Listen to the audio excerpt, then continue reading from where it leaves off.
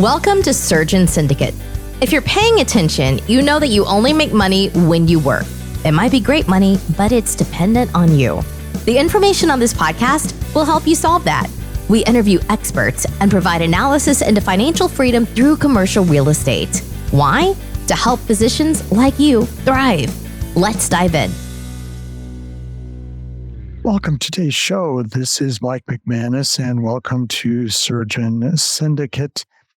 This is a show that exists and is here to help physicians and medical practitioners escape the golden handcuffs and develop financial freedom through commercial real estate, with really the ultimate goal of becoming work optional.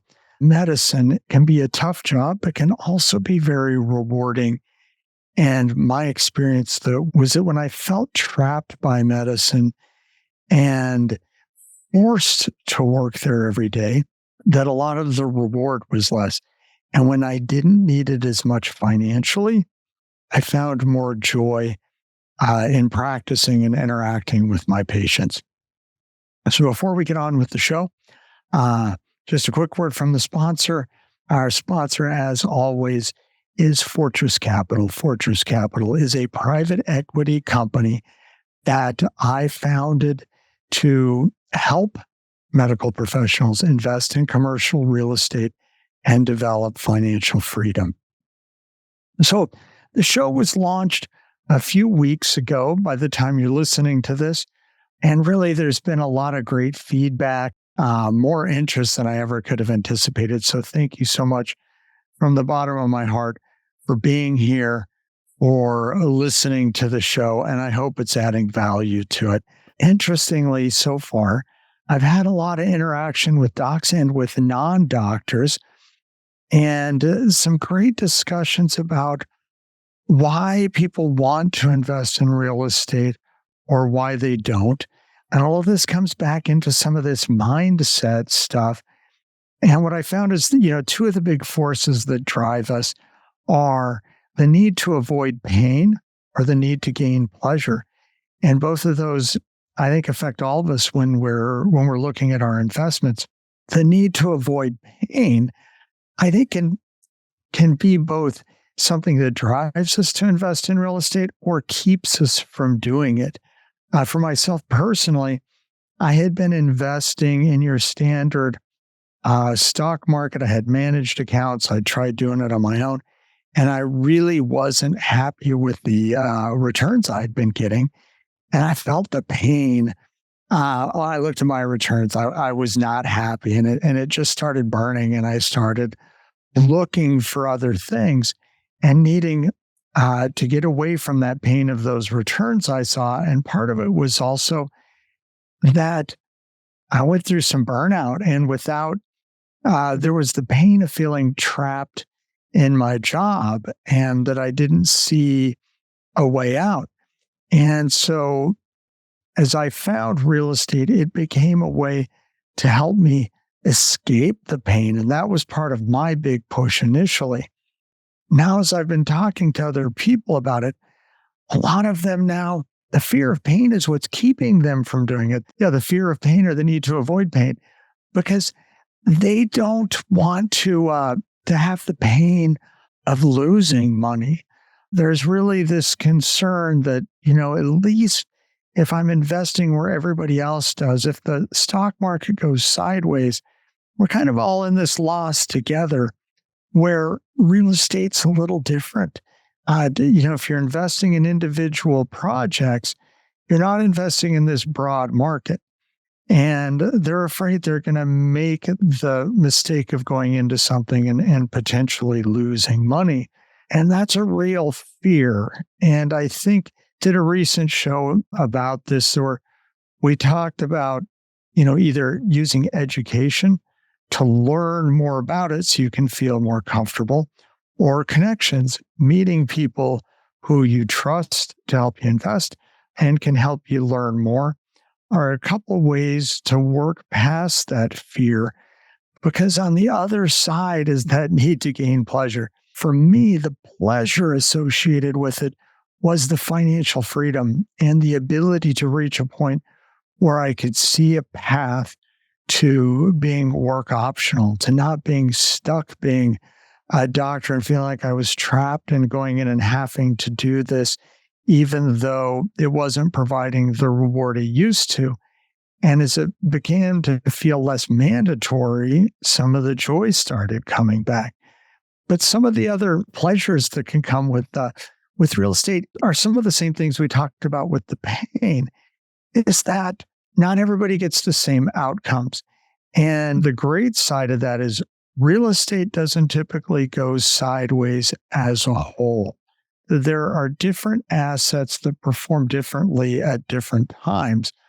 Every once in a while, like in 2009, a lot of things go sideways all at once because of the contagion that affected the entire economy. But right now, some examples is recent years, while interest rates were low, we saw multifamily go through a great boom, and everybody was seeing great returns. And at the same time, self-storage around COVID went through a big boom, while retail felt some huge pain. Retail felt pain during the era of the dot-coms and the Amazons, and everybody thought that stores were going away. Where now we're seeing self-storage have some flattening out, multifamily experiencing some pain where there's still some great opportunities in retail. Right now, the biggest pain is probably going on in office. But at the same time, this will likely be one of the greatest opportunities over the next several years. So in this concern about the pain, there's also an opportunity to find that pleasure and that success in different asset classes. And as you spread out through some of them, you can diversify a little bit and get rid of some of the risk there and the fear of the pain, and knowing that I've got some stuff invested in different places and it's not going to all go sideways at once. So the next thing that I've seen with a lot of docs and what's holding them up are their BVRs. That's their beliefs, their values, and their rules about money, about success, about how you're supposed to spend your time. There's still a lot of people that I talk to that feel like somehow it's unfair if they're succeeding without somehow suffering for it or working really hard for it. And that if they are, that somehow there's something wrong with that. I used to have some of that. I think it came from my parents, came from a working class background. And this idea of, there was only so much out there. And if you had more, somebody else didn't get enough, which is more that whole idea of a world of scarcity versus a world of abundance. That can be a hard one to get by. And also, with doctors, we're supposed to play by a rule book, and we're taught that all the way through med school and through residency, and that you have to understand everything completely before you can really engage in it. And that's where I've probably seen more doctors get stuck in really having nothing more than their standard retirement accounts. And I find sad, especially when the prosperity that's available through real estate, and commercial real estate is the greatest way to build lasting wealth. Not only wealth that can give you freedom, but can give freedom to your children and can be transferred through generations. So really, those values about money and about how much different people have is one of the biggest things I've seen hold docs back. And so I had a recent conversation with Trevor McGregor, who's on one of the other shows, and I just have to give him some credit for this, of a couple of the laws of the universe. This is the law of compensation and the law of circulation. And so the law of compensation has to do with you receiving back in proportion to what you put out. This has been attributed to Bob Proctor and also to Ralph Waldo Emerson when I was looking back, trying to say, where did all this stuff come from? Who stated, each person is compensated in like manner for that which he or she has contributed. And the idea here is the more you put out there in the world and the more you give to help others, you'll see that come back. And we see that as doctors, and maybe it's a little more straight line that the more patients you see, the more you get back. What I found on the real estate side is as I was trying to learn, but I also started sharing that with other people, that more people came into my circle and I learned faster. And the more we just kept doing this, the more opportunities that came along. Right after launching the podcast, I got a message on LinkedIn from somebody that I work with at the hospital and a couple people that I've known for years, but had no idea that they had interest in commercial real estate. And so right after the podcast launch, they got in touch with me. We're like, hey, help us do this. So we met and we had this long conversation. And then they were like, here are a couple places we've been looking at. Now, I don't know if this is worthwhile. So we started looking at them together.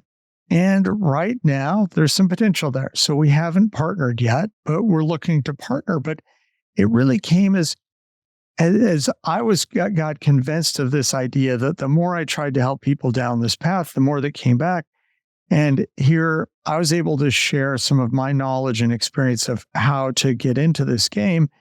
And they brought a deal on some things that I hadn't seen locally here in Green Bay. So that again, if we think about that we're out there and we're trying to help other people and trying to contribute something as we receive, I've just found that the more I've just tried to share all the stuff that I'm learning here and how it's changed my life, that other people keep bringing this back to me. And the other one is the law of circulation. So the law of circulation, I think, is fun. And it really comes to the idea that where things are happening, more good happens and it circulates around. And where things are stagnant is more a world of death and despair, that it just kind of dries up and doesn't happen. And so when you get out there and you start doing more, other things start happening in places you may not expect it. You may have things coming back to you on other sides. And so when you start investing in real estate and even the process of learning about it, it takes listening to podcasts and meeting other people, going to meetings and meeting other people.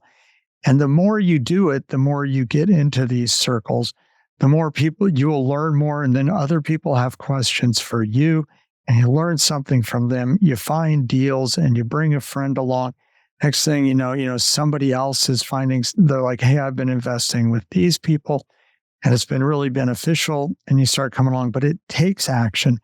And if you just sit and think about it, nothing ever happens. And I have to say, I was guilty of that for, a couple of years. Maybe it wasn't that long, but I was ready to go, but just couldn't pull the trigger. But once I started really moving forward, more and more happened. So I think that to wrap this show up, the key is that if you're thinking about this, if you're listening to this podcast, you've obviously got some interest, is what's going to be your next step? Where are you going to learn more to figure out how you're going to move forward with and start investing? That's what we're here for. If you want to have a conversation with me, I'd love to help bring you along on this journey of mine and get you to a place financially where it becomes work optional and start expanding your horizons. There's other places too. There's great meetings out there. There's great podcasts and all kinds of places, but you have to start acting. So thank you for listening today. I hope you enjoyed the show and we provided some great value, and hope to see you again soon on Surgeon Syndicate. This has been an episode of Surgeon Syndicate. If you got value from this episode, you know other surgeons are hungry to become job optional, and you can help them by sharing this content today. Schedule a call and we can make a plan. Looking forward to having you with me on the next episode.